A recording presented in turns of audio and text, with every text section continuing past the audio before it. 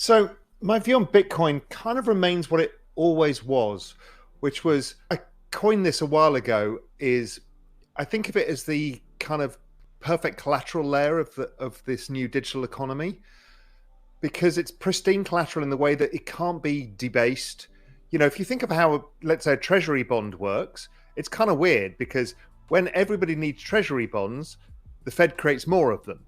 So your collateral is actually worth less over time, which is the debasement of money idea. Now, you can't do that with Bitcoin. So if Bitcoin is your base layer of collateral, then what you get is an ability to get paid for people wanting collateral in a collateral squeeze, which is what the financial system needs at its base.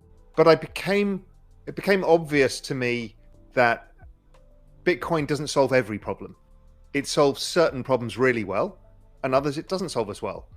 So that was really my evolution. And then as the space broadened out, you realized, okay, this is an incredibly deep, fast-moving space with so many applications that it doesn't make sense to be all on one blockchain. Different blockchains will specialize in different things. So that's basically my Bitcoin hypothesis. I mean, I would love to get like what you're seeing in the markets now, as an asset allocator. So the macro environment is, I think, why we're seeing volatility right now is the shift of narratives. Markets don't like that shift. So the narrative was the inflation shift. The inflation shift last year, I think what happened is inflation was real and inflation destroyed marginal spending and marginal investing. And I think we've seen it in meme stocks. We've seen it across the market. We've seen it in cryptocurrencies where the marginal investor got marginalized because they didn't have enough money. So I think that was one of the features of what happened. And the bond market was pricing in some more inflation, but not a great deal. However, that narrative is shifting. All the forward-looking indicators I look at look like both growth and inflation are slow much faster than the market expects. So then they're struggling to think, how do we price growth equities? How do we price other types of equities in that shifting environment? Because we're going to have a period of time where growth is slowing and inflation is going to look high, and then inflation follows because inflation lags.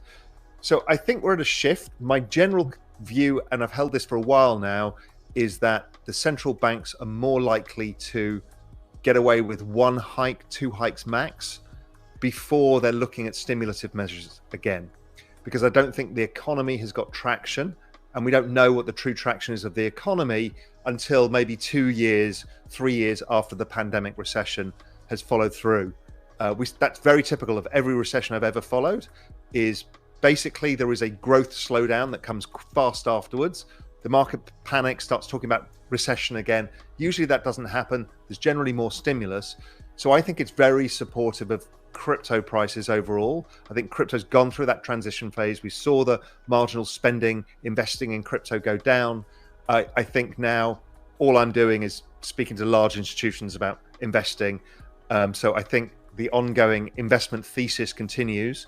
And I think that the central banks will be more dovish than people expect going forwards. So we should have a longer cycle with more tailwinds than most people expect right now. Do you think the correlations relative to other asset classes, how do you see that playing out?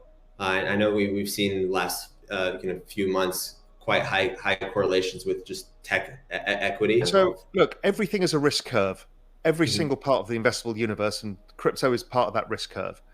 Sometimes it's correlated, sometimes it's not. When you go to a macro shift, everything gets a correlation of 1. Right. And we've seen that. It periodically correlates and periodically decouples, depending where we are on the risk curve. It tends to be really decoupled in that mid-cycle phase where growth is okay, central bank policy is loose, crypto does its own thing. But it's when people are having to bring cash back, let's say you're a hedge fund, you've now got a mandate to invest in crypto, you've got your equity position blowing up, you need to reduce risk, the risk manager taps, as volatility rises, VAR means you reduce your portfolio risk, so you're selling crypto, even though you don't want to. It's a function of risk markets. We won't get around that ever, because everything is the same unless it's got no mark to market, which is why people like VC and people like real estate, because there's no real-time mark to market. But I think the correlation Crypto looks more like a currency in terms of its correlation, which is known as Bayesian in distribution, which means it has passing correlations that shift always. And crypto does that because it's correlated to the bond market, it's correlated to the equity market, it's correlated to something else. And it comes and goes, and sometimes zero correlation. And that's very typical of currencies. People think currencies are interest rate differentials and stuff like that. Virtually no correlation to that at all.